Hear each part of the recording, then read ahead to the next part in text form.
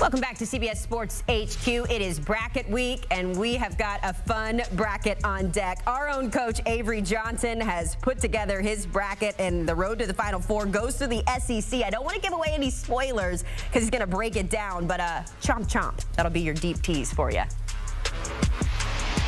Avery Johnson joining us now ahead of his bracket reveal. Avery, I'm not going to lie, your bracket's a little bonkers, so let's go through it. We're going to get started in the South bracket, where we see the first surprise of your tournament up there in the upper right. The #1 overall seed Auburn Tigers taking on Alabama State. They advance to play Louisville, and you have Auburn actually getting upset in this round. So I want to start right there. Tell us more about why you think Louisville is going to take down the Auburn Tigers. Yeah, I like what Pat Kelsey's done with his Louisville team. What a great turnaround. He's like a turnaround specialist. I think this team is really underseeded in a lot of ways. They should be like a 5th seed. I like the way they ended the season. Chucky Hepburn, 16 points a game, 5.8 assists. I think I like this team more of a balanced team. And Auburn's fact of the matter is they've been struggling. And then you never can really depend on Chad Baker-Mazar. He's gotten technical fouls, been thrown out of games at the wrong time. Louisville, remember, this is going to be a home game for them, basically, in Lexington, about 60 miles away from Louisville. So Auburn's not playing that great. They're not going to be challenged in that first game against Alabama State. I think they're favored by 31 points. But I like the way Louisville's playing overall. And the home court advantage is going to be a major factor as to why I think Louisville's going to advance. I put you on the spot there a little bit, Avery. I got excited because that result got me a little bit excited there. We're going to move down the bracket, though. We'll get back to that in just a minute. Let's talk about this round here where you have Michigan taking on Texas A&M. Tell us a little bit more about that matchup. Yeah, I think this would be a terrific matchup here. I love this Michigan team. I think the size, 2 big guys, 7-footers on the front line. I think they're going to basically overwhelm Texas A&M. Texas A&M really struggles. Buzz Williams' teams really struggle to score, especially in the half court. I like what Dusty May. I saw Dusty May up close and personal when he was coaching at Florida Atlantic. I think he's one of the top coaches in the country. So I really like the size, the shooting ability, the three-point ability by Michigan in this game to advance. All right, moving down, still in that second round, talking New Mexico facing Michigan State here. I guess I'm moving a little bit different on the bracket, but we're talking about New Mexico getting the win here. They're facing Michigan State. What do you like about this matchup? Yeah, New Mexico, I've covered them this year for CBS Sports Network. Donovan Dent is an outstanding player, one of the top point guards in the country. But I think this is going to be too much Michigan State. Tom Izzo, obviously they didn't like how the Big 12 tournament ended. But I like Michigan State here. I don't think New Mexico has enough size inside to match up with Michigan State. Moving down the bracket, as we go back up to the top here, we already talked about Auburn and Louisville. So you like Louisville advancing out of that, upsetting the #1 overall seed. When we talk about the 5 and the 4 with Michigan and Texas A&M, Avery, what do you like? Yeah, I definitely like Michigan here. I think they're going to advance, and then I like Michigan. When you have a well-balanced team like this, and when you can throw the ball inside, that's the great neutralizer for teams, to have that inside-out game. And I think Michigan's one of the best inside-out teams in all of the NCAA tournament. So I like Michigan. So Michigan moves on there as we take a look at Ole Miss taking on Iowa State. We have Ole Miss advancing there. New Mexico, we just had Mike O'Donnell break down one of their key players taking on Michigan State, Avery, but you have Michigan State coming out of that bracket. Yes, definitely. I like Michigan State here. Tom Izzo, one of the things is, he's been such an outstanding coach for a long time. His teams tend to peak at the right time, and I think they'll continue to peak. This will be the end of a run for Coach Chris Beard and Ole Miss as I have a rematch of that game where Michigan didn't really like Michigan State kissing the floor on senior night. They had a little bit of a problem there. But I think Michigan State's going to be kissing the floor again because I have them advancing to the Final Four and beating Michigan for the third time this year. So we get one of the first halves of our Final Four there out of the South. You like Michigan State winning the Battle of the State of Michigan there. And Michigan State will advance to play in the Final Four. So now let's go down to the bracket continuing to go. We start with, of course, Florida and Norfolk State. No issue there for Florida as you have them advancing. UConn taking on Oklahoma. UConn gets the nod there, so the reigning champs, Avery, get a win in that opening round. Yeah, this is just going to be based on experience. You know, Coach Dan Hurley, he said he's the best coach in basketball. So they're going to be playing against, you know, one of the teams from the SEC. The SEC obviously had 14 teams, which is a record, make it to the tournament. This was one of the bottom dweller teams, Oklahoma, in the SEC for Porter Moser. But I have, definitely UConn with the experience advancing here to play for. Oklahoma trying to keep that SEC powerhouse conference rolling, but you have them losing as we move down the bracket further. We see Memphis beating Colorado State, Maryland beating Grand Canyon. Down as we continue moving down, the SEC will stand strong against Drake as the number 6 seed Missouri will advance to take on Texas Tech. Here's where things get interesting, though, Avery, because we've got a coaching battle of the century there between Kansas and Arkansas. And you like Arkansas. Coach Cal coming out of that matchup there. They'll be facing St. John's and Rick Pitino's squad. Tell us more about Arkansas. Yeah, obviously this was tough with Hunter Dickinson from Kansas. But I think, again, Arkansas started the SEC 0-5, and they finished, 8-10 in the toughest conference in basketball. They were injured. They didn't play well. But I think Coach Cal found something there at the end of the season. They're playing much better basketball. So, yes, I have them beating Kansas to advance. Tough year for Kansas, but they always find a way to bounce back. All right, moving on here for the Sweet 16, Florida and UConn, and that is where the reigning champs will end there as Florida gets the nod over them. And then how about Memphis, Avery? In your bracket, you've got them getting a little bit of the upset there, the 5 seed taking down Maryland. Why do you believe in the Tigers in this game?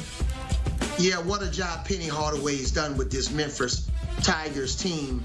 And, when you have guards that have the ability to score 40 points, being inside, Deja being inside to be able to play inside out, I love this Memphis team.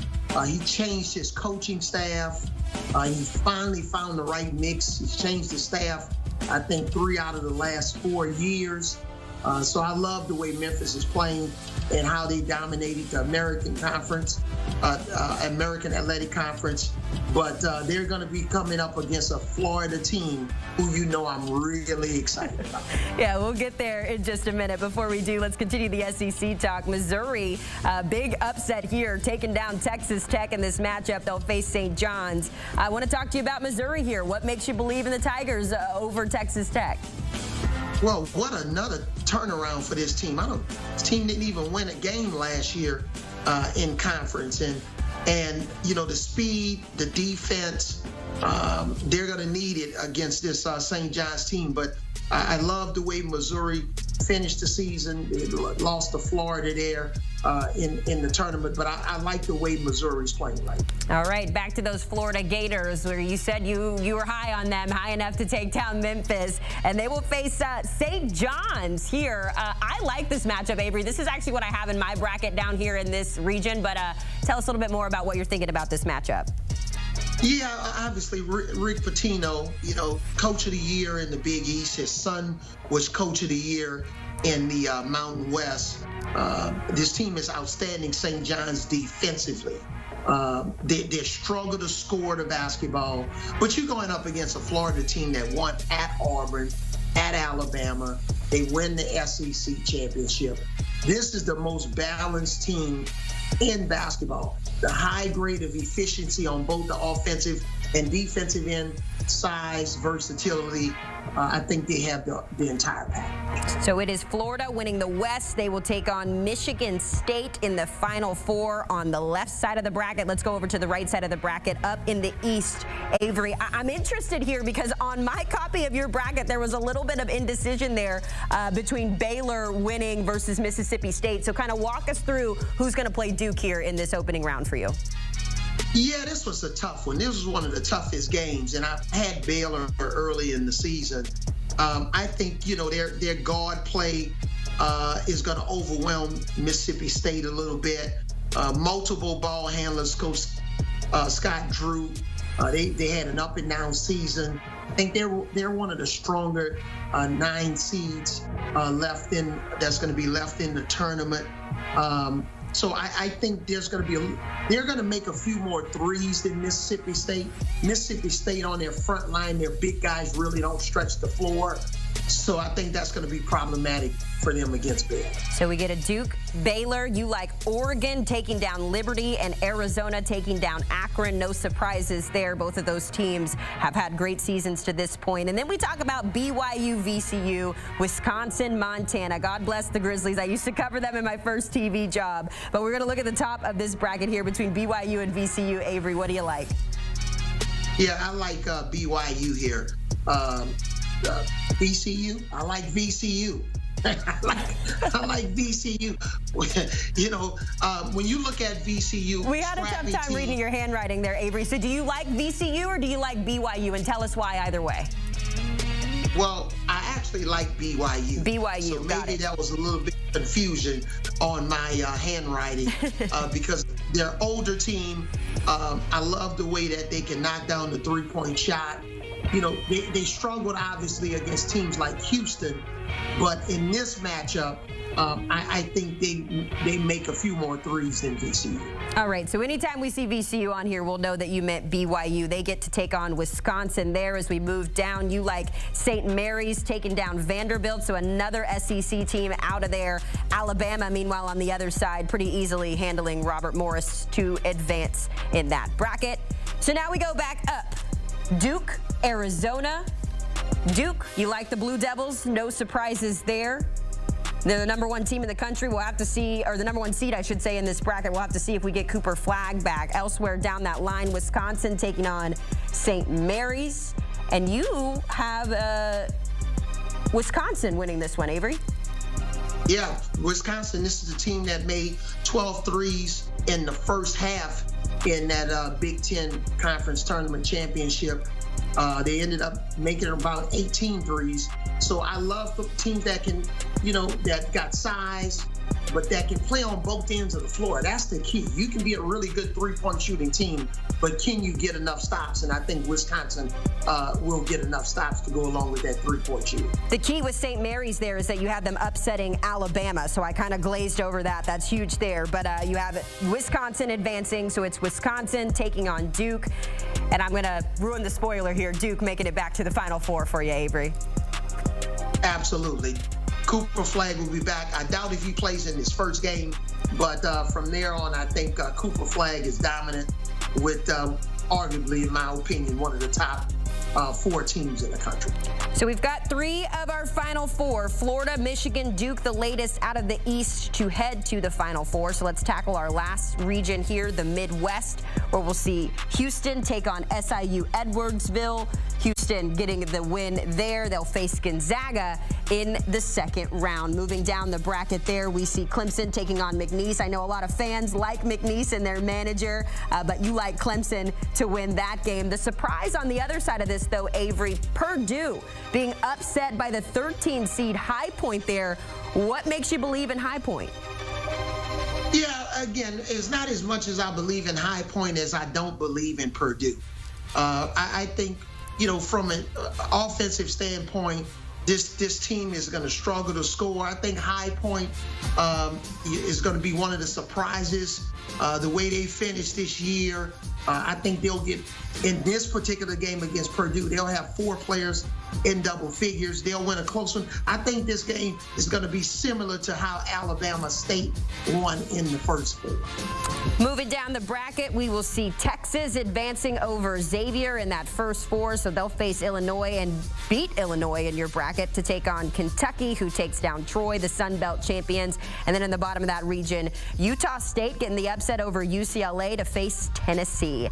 Let's go back up to the top, talking Houston and Clemson. Clemson, other than Duke, really one of the better teams in the ACC this year. Avery, how do we see this matchup playing out? Yeah, again, Houston, just from a defensive standpoint, and they're a much better three-point shooting team this year. When you look at the job that Kelvin Sampson has done with Houston, we all know about their defense, but it's their three-point shooting, small rotation. This team really suffocates you on the defensive end. Congratulations to assistant coach Quanez White, who got the head coaching job at Louisiana Lafayette last week. So, yeah, Houston, this is their year. Remember last year, they got a major injury to their best player in the Elite 8. If they can stay healthy, I think they're going to have a special season. Calling this the SEC wing of this bracket. You got 3 of the 4 teams in the SEC here, so it turns into a Kentucky-Tennessee shootout. So in the Elite 8 here, Avery, Houston, Kentucky, who's it going to be? Yeah, I got Kentucky with the big upset over Tennessee here. I think Kentucky's going to get a couple of players back that's been injured. That's a good thing. They can really score the basketball. Tennessee have their moments where they struggle to score. And I just think Tennessee gets to a point right now at this point in the season where it's really hard for them to make enough shots. I think Kentucky's going to outscore them. It's going to be a shootout, but I have Kentucky advancing. So you have Kentucky advancing, Houston winning the region. You said it. You thought it was Houston's year. So now as we take a look at your full Final Four, Avery, we've got Michigan State out of the South. We've got Duke out of the East, Florida out of the West, and Houston out of the Midwest. It sounds like a pretty good Final Four if you ask me, but I've got to ask the million-dollar question. Who is your national champion? My national champion, Florida Gators. Chomp, baby. We're chopping from all the way back from San Antonio to Gainesville, Florida. This is the most complete team in basketball. Young coach who came over from San Francisco. This team has some major wins. They can play different styles of basketball. They can play fast. They can play slow. This team is deep. The size overwhelms people, their opponents. So I really, really love this Florida team, and I think they're going to be your national champions. Well, I tell you what, Avery, you just made a lot of people here at CBS Sports HQ very happy. We've got a lot of proud Florida alum here in the building. Thanks for working through me with that, Avery. Good stuff as always, and we look forward to seeing how your bracket plays out. Of course, it's bracket time, so get your bracket in now on the CBS Sports app. You can play in a pool with friends and join our men's and women's challenges for your chance to win a new SUV and trips to the 2026 Final Four. You can get the CBS Sports app or visit cbssports.com/brackets to play now. Back here in HQ Spotlight, we are in March Madness mode. Of course, the tournament kicking off tomorrow with some first 4 games in action tonight. You're looking at the 1, 2, and 3 seeds in the tournament. On the 1 line, Auburn, the #1 overall seed, with Duke, Houston, and Florida joining the 1 line there. The 2 seeds, Michigan State, Bama, Tennessee, and St. John's. And then on the 3 line, Iowa State out of the South, Wisconsin in the East region, Kentucky in the Midwest, and Texas Tech in the West.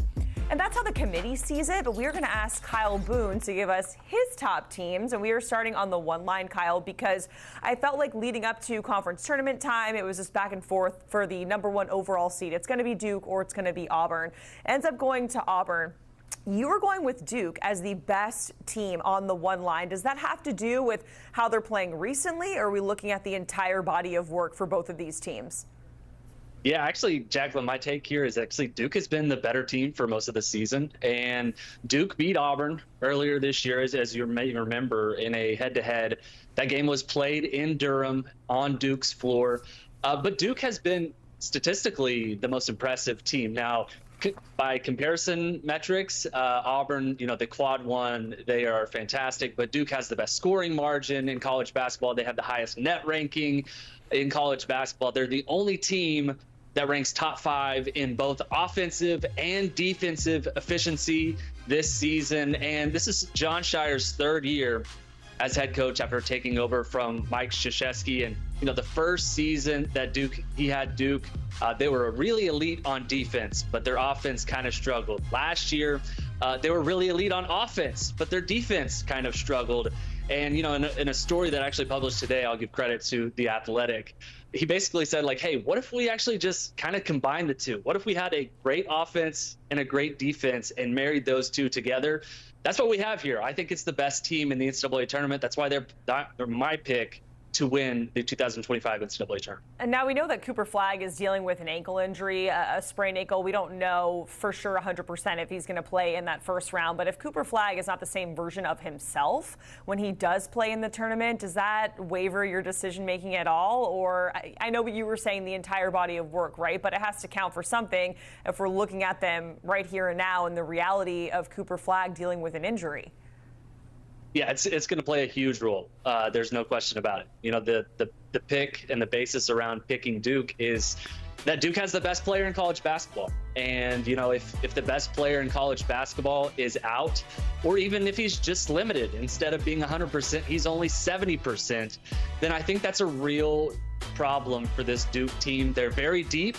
There's 4 other 5-stars on this roster. They have multiple guys who I think could end up going in the lottery of this summer's draft. So, I don't think anyone pities Duke because they have lots of talent. But I think the ceiling for this Duke team, if you don't have the best player in college basketball, obviously it's going to be lowered going into the NCAA tournament. Yeah, to your point, in the ACC tourney, we saw Con Knippel really step up when Cooper Flagg wasn't on the court there. Let's go to the 2 line because technically, St. John's, I don't know if I want to say the worst 2 seed or, the most, they get the most non-favorable region. They're in the West, the 2 seed in the West, right? But they're the best 2 seed for you, which as a Florida Gator alum, the 1 seed in that same region makes me a little nervous that folks out there think that St. John's is potentially the best 2 seed. Jacqueline, you should be nervous. I'm just going to say it. This St. John team is for real, and they're number 1 in all of college basketball in defensive efficiency. They're really good at pounding the offensive glass, at generating second chance points. That has kind of been a Rick Pitino staple over the years. And oh, by the way, Rick Pitino, as I mentioned, 72-year-old Hall of Famer. The old man has still got it. They've won 25 of their last 27 games. Earlier this season, Pitino talked about this team in reverential terms, talking about the way that they win just kind of defies analytics in a lot of ways. They're not really good at shooting 3-pointers. They don't shoot a ton of 3-pointers, but they're very physical. They're really relentless on the defensive side of the basketball court. And I think that's a resume and a recipe that can make this Johnny's team really dangerous in the NCAA tournament.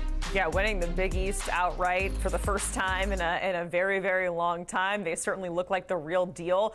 We're going to switch things up and go to the 7 line, where Kansas, a team that has not had a great season under Bill Self standards, that is your top 7 seed. How did you get there, especially when you look at kind of the roller coaster of the season that we've seen from the Jayhawks? A roller coaster is the exact word. In fact, you've probably been watching Bill Self's transcripts, because Bill Self earlier this season talked about roller coaster, and even this week before the NCAA tournament, he talked about this season being a roller coaster, and he even did the hand motion. So they started the year preseason number 1. They have had the worst season under Bill Self since he took over in 2003. There's no shying away from that, no question. But I think the talent there is still really well enough that this Kansas team could make an NCAA tournament run. He talked about earlier this week, everyone is 0-0 going into the NCAA tournament. Everyone gets a fresh slate. Yes, it's a cliche. It's a coachism, no question about it. But this is the lowest seeded Kansas team that Kansas has ever had under Bill Self. They get a fresh start. I think this team kind of wants to prove itself and prove that it belongs after being overlooked coming into the NCAA tournament. They have a lot of talent on this roster. I think if they put it together, they could make a real run, especially as a 7th seed. They'll get some favorable matchups in March Madness. Yeah, we saw the results of the last 5 seasons in the tournament for Kansas, of course, winning it all in 2022, and the rest of the results not so favorable. Let's go to the 10 line where Arkansas is in the conversation there under Coach Cal. They were kind of getting things right going into the SEC tournament there, but are they the top 10 seed or is somebody else in mind for you? Yeah, I actually think I like Vanderbilt quite a bit. I also think Arkansas is a good case here. Arkansas is an interesting one, Jacqueline, where they started the season in SEC play 0-5 with a star in the making in freshman Boogie Fland, who was fantastic. They ended up losing him for the season and end up rallying to make the NCAA tournament. For my money, I like Vanderbilt. This is a team that has the makings of potentially making a deep run. They beat 4 top 15 teams this season. They're under a first-year coach in Mark Byington. Very balanced team. Kind of got buried in a deep SEC this year, but I think the resume speaks for itself. When games are really at their peak, when they're playing some of the best competition in college basketball, they seem to find a way to get up for those big games. I think that bodes well for them in the NCAA tournament. Yeah, it's easy to get lost in your conference when you have 14 teams, which is a record, that are going to the big dance. Let's go to the 12 seeds. We're talking about Colorado State here, rattling off 10 straight wins. They had to win their conference tournament in order to get into the NCAA tournament. Why are they the top 12 seed for you? I might have just listed a couple of reasons, but hit us with more, Kyle. No, yeah, just keep going. This is great. This is great. Colorado State, yeah, they've won 10 in a row coming into the NCAA tournament. You go look at the betting markets right now. They're actually the only 12 seed favored over the 5 seed in the first round of the NCAA tournament. And, kind of the basis of picking Colorado State is they have a star. Nick Clifford is a star.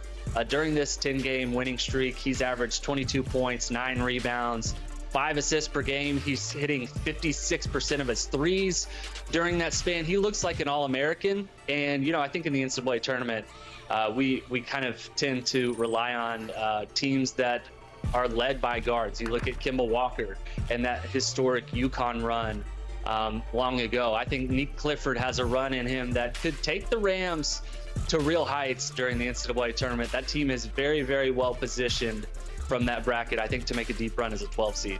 So, Kyle, we went through your top 1, the 2 seed on the 7 line. But if we kind of pull up your entire list here, are there any other teams that stick out to you that you really want to talk about?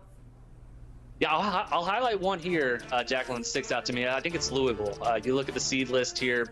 They are the 8th seed in their region, and this is a team that I think a lot of bracketologists had projected as a potential 5 seed. And they've been very, very hot coming into the postseason. They've only lost twice, Jacqueline, in the last 3 months. They were challenging for the ACC title going into the final weekend of the regular season. They won 18 ACC games in the regular season.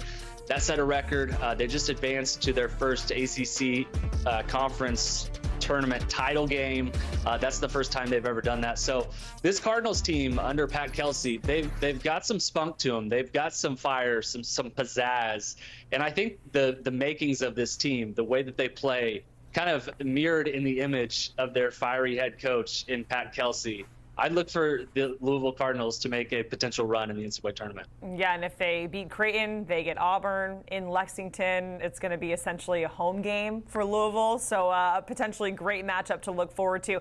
Kyle, we certainly appreciate it going through in his opinion, the best team on each line. All right, it's time to fill out those brackets and make sure you download the March Madness Live app so you can watch all of the action live on all of your favorite devices. Of course, it all kicks off. We are already into the first 4 games, and it goes all the way through to April 7th. How about Rick Pitino becoming the first head coach to take 6 different schools to the NCAA tournament? How about 6? 6 is good. Boston, Providence, Kentucky, Louisville, Iona, and now St. John's. And he's enjoying his highest seed since he was at Louisville.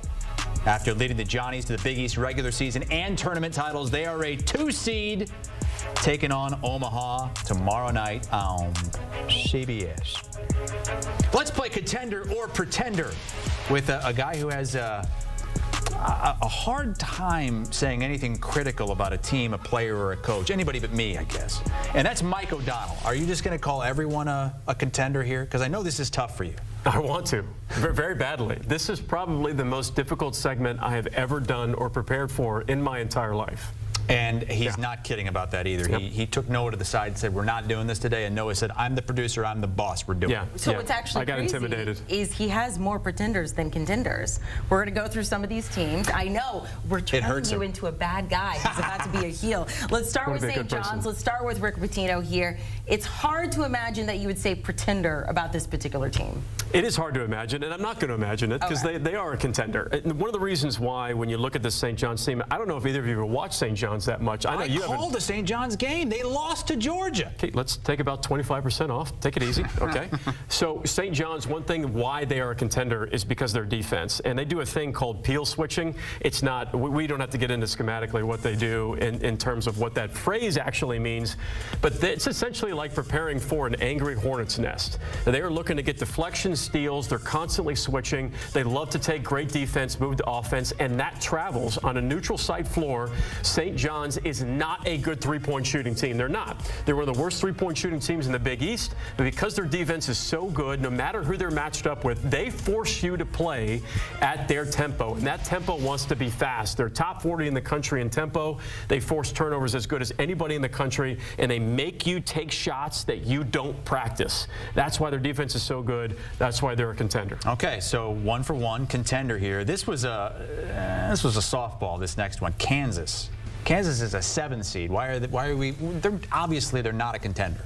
Well, they could be a contender because of Bill Self, because of DeJuan Harris, because of Hunter Dickinson down low, but they haven't played like a contender all season. I don't like saying this. Just saying the word makes me really uncomfortable. They are a pretender because of their inconsistency. And I think we could dive into the X's and O's as much as we possibly want. But one of the most frustrating things to watch this Kansas team, I think Bill Self would tell you this. I think their fan base would tell you this. There's an effort concern there on showing up every single game. And I know that's somewhat cliche to say. And say, well, Mike, bring some more, go into the weeds, dive X's and O's. It's not an X's and O's situation. It's not a statistical situation. It's not a depth situation. They have serious issues bringing physicality and effort on both ends of the floor. It's bizarre to see because we're not used to seeing that from a Bill Self team. And for that reason, they're a pretender. Okay, so what about, let's go to Kentucky, and they come in as a 3 seed here, first season, post John Calipari, but as I mentioned, he's kind of going the other way on some of these. So Kentucky is a contender for the Sweet 16. I do not think they have enough to make it to the Final Four national championship game. That you didn't make a decision. They're a pretender. Just saying it makes me queasy because so basically what we're saying is they're contender or pretender to make a run to the Final Four, right? That's correct. That's the cutoff. That's correct. Probably they're a contender for the Sweet 16. They are not a contender for the Final Four. Primarily because of their defense. We know how good their offense is. They're going to make threes. No matter who they're playing, it doesn't matter. They're going to make threes. They're going to pass the ball well. They're going to play at a high tempo. Defensively, there are serious issues. You can't win games all the way up to the Final Four by scoring 100 points and having the opposing team be close to 100 points. Amanda, I'm telling you right now, one of the primary issues that nobody's talking about enough is they really, really, really miss Lamont Butler. They miss his defense. They miss his physicality. They miss his presence to get one-on-one defensive stops, and that's going to be an issue. You can't let teams score in the 90s in the NCAA tournament and move on to the Final Four. Okay, so a couple of blue bloods, he says, pretenders, even though they've got really good players, maybe a great coach. Caveats to that. How about UConn, though? Because this is the 2-time defending champs. We know what Coach Hurley has done. They've won 12 straight tournament games by 13-plus points. Are they a contender or a pretender to reach the Final Four? Are you ready for this? I'm ready for this. I'm ready. They're a contender. I don't like it because they take on Oklahoma in the first round. But I understand that. So they're a contender because of Dan Hurley, number one, because of what they do offensively. They probably run the most unique half-court offensive sets in the country. They're virtually impossible to prepare for, especially when we're talking about making runs. It's not just about, okay, we've got 3 or 4 days to prepare for UConn's half-court offense. Nope. Sometimes, you get 24 hours or even less than 24 hours to prepare for UConn. Liam McNeely, great. Ball at point guard, great. Down low, great. Everybody, the backcourt, the front court, Liam McNeely, he's a potential lottery pick. You cannot discount Dan Hurley. When they are flowing offensively, they can beat anybody in the country. He's been here before, twice in a row. We know that. For that reason, I think I got to put the contender tag to UConn.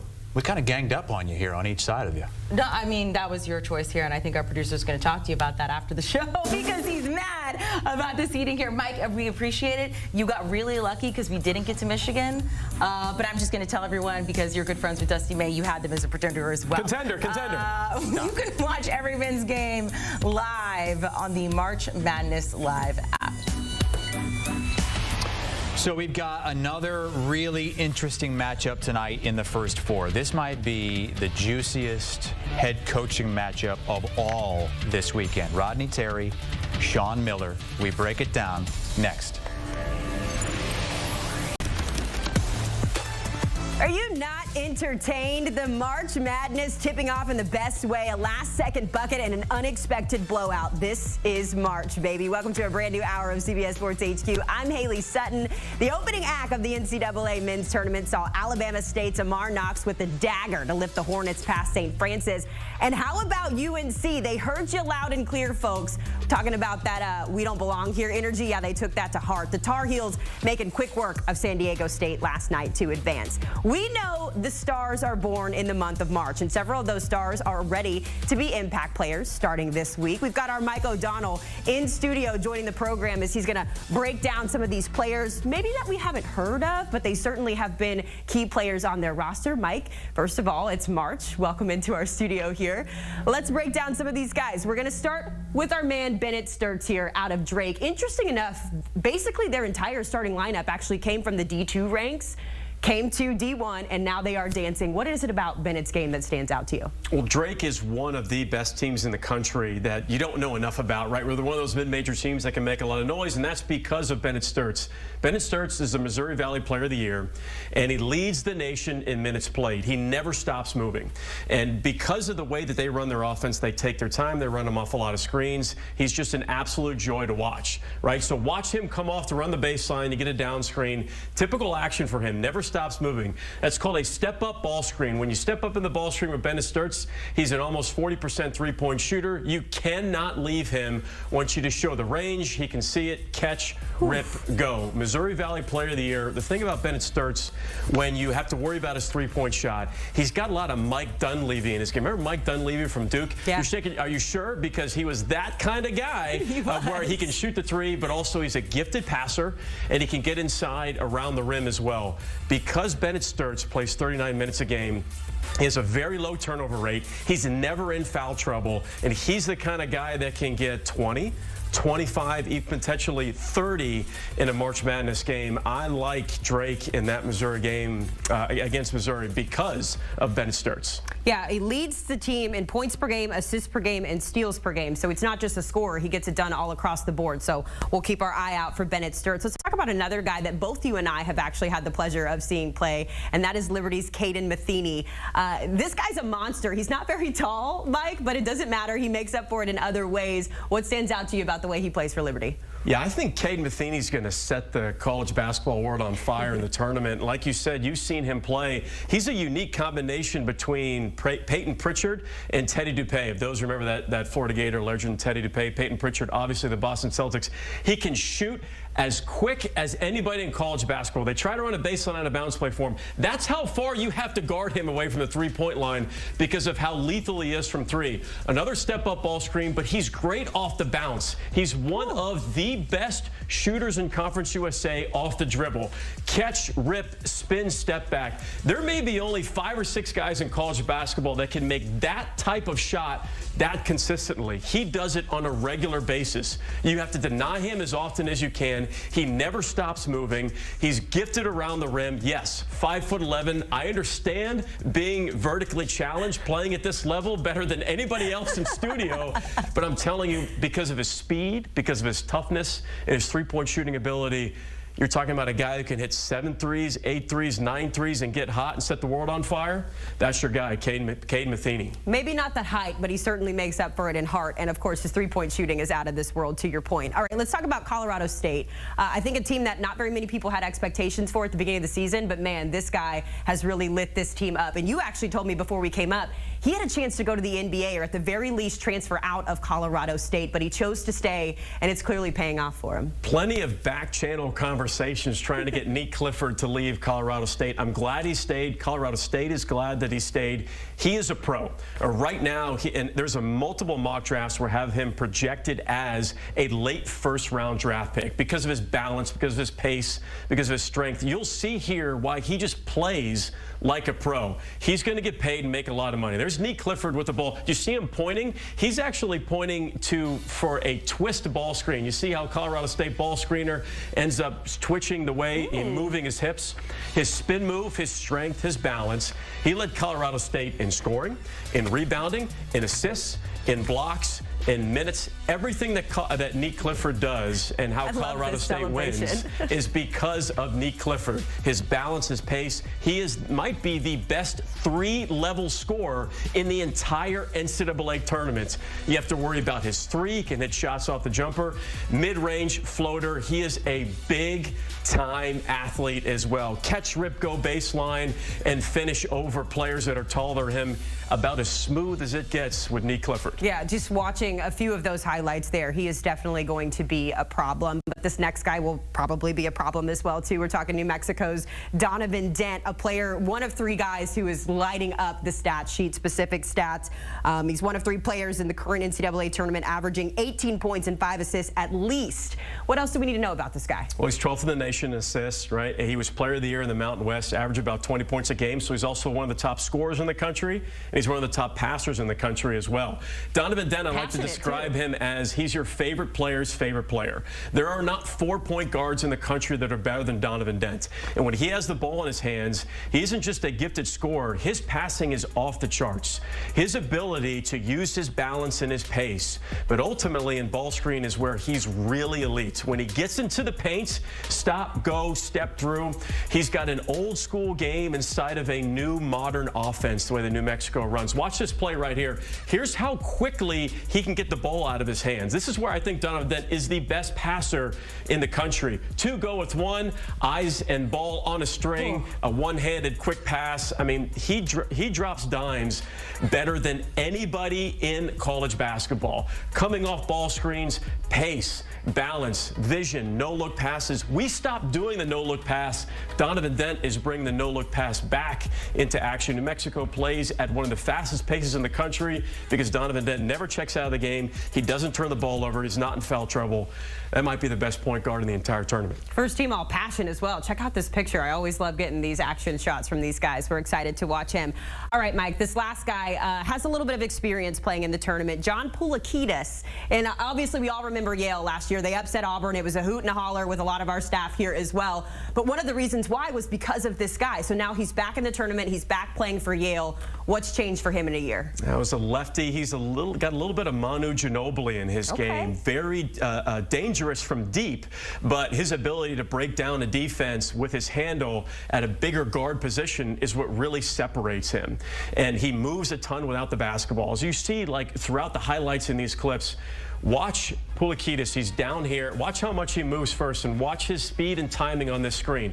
So when we freeze it right here, actually, you're going to see that he's paying attention to this drive, keys this cut, and that screen. The baseline drive is a decoy. He can catch, shoot, and rip with multiple defenders in his face. Because of his height, because of his length, he can shoot over taller defenders. He can put it on the deck, led the Ivy League in scoring, gifted passer as well. He's a guy that can give you 3 or 4 dimes. He's an unselfish player, has one of the lowest turnover rates in the country, and what that means is he never turns the ball over. He takes good shots, he makes tough shots, he doesn't force bad passes. One of the more efficient combo guards in the tournament. Well, that's the recipe for success. I think if I had to put you on the spot, of all these guys we just talked about, who do you think is going to be the biggest impact player? Nick Clifford. Nick Clifford. Yeah, Nick Clifford. And I would say 1A, 1B is Donovan Dent, but Nick Clifford, he's a pro. He's a guy who can absolutely take over a game. All right, I hope you guys were taking notes at home, because some maybe some hidden gems, I should say, from our guy Mike O'Donnell. Mike, good stuff. Don't forget, you can watch every game from the NCAA Tournament live on the March Madness app. Make sure to make CBS your home for college basketball this postseason as the NCAA Tournament continues. First 4 winner advances to play 1 seed Duke in the round of 64 on Friday. Mount St. Mary's in their first NCAA tournament since 2021. American in their first since 2014. JD Cordelia gets it behind the arc. Drive, spins off the defender for the bucket, but American's Matt Rogers goes down, grabbing his right knee. Now, Rogers tweaked his knee earlier in the first half, returned to the game. Now Rogers back on the ground holding the same knee. Graduate senior came off a 25-point game, left the game in the first half, and did not return. Now, final seconds of the first, Dallas Hobbs uses the screen, crossover, drain, sidestep 3 before the buzzer at the half. Mount St. Mary's closed the first half on a 9-2 run to go up 10 at the break. Now Cordelia fed underneath, kicks out to Malcolm Dredd, knocks down the tray. Mountaineers up 13, under 10 to go, given to Dola Adebayo, hammers down the emphatic slam. Mountaineers up 17. That caps a 12-0 Mount St. Mary's run. They were up 5 at the start of the run. They ended up 17. Now, 2 minutes later, Cordelia dishes to the crashing Adebayo. Another one. Printing posters out here in Dayton, Ohio. Adebayo finished with 22 as Mount St. Mary's wins it 83-72. Our John Rothstein with the winning side. Well, what an incredible performance. Why were you guys in such a rhythm on offense? We just stuck with it, stuck to the game plan. If we make a mistake, on to the next, get it back. If we do good, then we got to keep it going. That's what Coach been preaching the whole season. So we just sink back to what the work we put in throughout the whole year. That's it. All right, thanks. Let's talk to Coach right now. Donnie, you've been winning with defense. Where did all this offense come from? Hey, the guys were super unselfish today. They were able to, touch the paint and then sprayed the ball out and shared with no hesitation. We talk all the time about we just want the Mount to score. I don't care if it's me or him or somebody else. As long as the Mount scores, then we get points and we can win a game. What have the last couple of weeks been like for you? It's been unbelievable. These guys, to watch them battle this adversity and always just have an undying will, it's so much fun. All the best. Travel safe. Thanks, Sean. So we've got another first 4 game in the books. Mount St. Mary's cruises past American 83-72. Joined now for more on this one by CBS Sports college basketball analyst Adam Finkelstein. And Adam, first of all, this game seemed like a decisive victory for the Mount from start to finish. What did you make of that one? Well, you got to give Donnie Lind a ton of credit. They just did a terrific job with that game, with that team. They dominated the paint with both Cordelia and Adebayo having career highs. Listen, Mount scored 80 points in the game. They weren't going to lose if they got 80. They shared it well. They dominated the paint. That was the story. But, Madeline, I got to add this. That technical foul on Dwayne Simpkins with just about 2 minutes left in the game, that is indefensible. Not for Dwayne Simpkins, but for that official. I mean, this is an American team that lost Matt Rogers in the beginning of the game with a knee injury. He's their leading player. Dwayne Simpkins, anybody who knows him or has interacted with him knows he's a total gentleman. The official didn't even see the play. He just saw Simpkins down on the floor. And if your ego is that fragile as an official, you shouldn't be officiating in this tournament. Yeah, it was a tough one for American, as you mentioned. Rogers already left the game in the first half, tried to come back, couldn't push it. So that was a bit of a momentum deflator for them. And then that technical on the head coach really took the air out of the sails. But you know what? For the Mount, next up for them is Duke. They've got the Blue Devils, but Blue Devils star Cooper Flagg, he sprained his ankle last week in the ACC tournament. Head coach John Shire said earlier this week that it's, quote, full steam ahead for Cooper Flagg. And the goal is to have him play in the tournament on Friday. A lot of ambiguity there. I was going to say, I think the goal was to be as ambiguous as possible. Yeah, full steam ahead. What exactly does that mean? If you're Duke, though, how important is it to have Cooper Flagg on the floor? It's not very important, at least not on Friday. You know, now it's going to be very important on Sunday as you get a look at that ankle injury. Remember, that was early in their first round game in the ACC tournament. They went on to win the ACC championship. So I think they're not going to have a problem with Mount, considering the games they've just won without Cooper. But on the horizon to that could be Baylor. Now, Baylor's a 9 seed. They've got to win that 8-9 matchup. But this is especially intriguing. One, they've got VJ Edgecombe, who's expected to be a top 5 pick in the draft. They also have Jeremy Roach. Jeremy Roach played at Duke, was a captain, 4-year player at Duke. He knows all the secrets. This is ripe with storylines. I do think they need Cooper Flagg in that one. Whether or not he plays on Friday, I don't know. I don't think anybody knows. Duke is certainly not telling the, not going to say it definitively. But if we see him, I expect it'll be in a somewhat reduced role to try and get him as healthy as possible for a potential matchup with Baylor on Sunday. Yeah, a lot of smoke and mirrors, a lot of questions around that Cooper Flagg injury, but like a sprained ankle, ain't nothing to play with. CBS Sports college basketball analyst Adam Finkelstein, thanks so much for the insight. Well, Duke taking on the Mount Friday at 2:50 Eastern. That one's in Raleigh, North Carolina. You can watch it on CBS. Duke is pretty good against 16 seeds, 14-0 all time against 16 seeds, while Mount St. Mary's 0-4 all time in round of 64.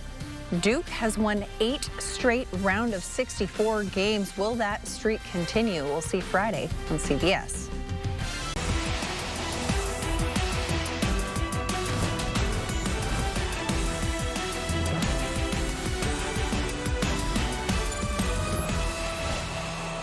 The first 4 is no more in the men's NCAA tournament. Hello, everyone. I'm Crystal Rich. She's Madeline Burke. On the women's side, their play-in started Wednesday as they fight for a chance to dance in the first round. Absolutely, but the first 4 on the men's side, that is set, which means it's time to lock in those brackets. But how did the final 2 teams earn their spots? Let's start with some highlights.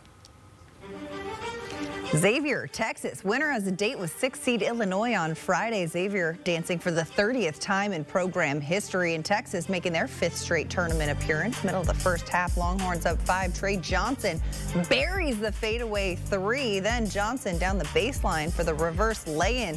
Texas up 13. It's their largest lead of the game. Tremont Mark driving, spinning, shooting, got it. Texas up 8 at the half. They're cruising, but here comes Xavier early in the second half. Xavier down 6.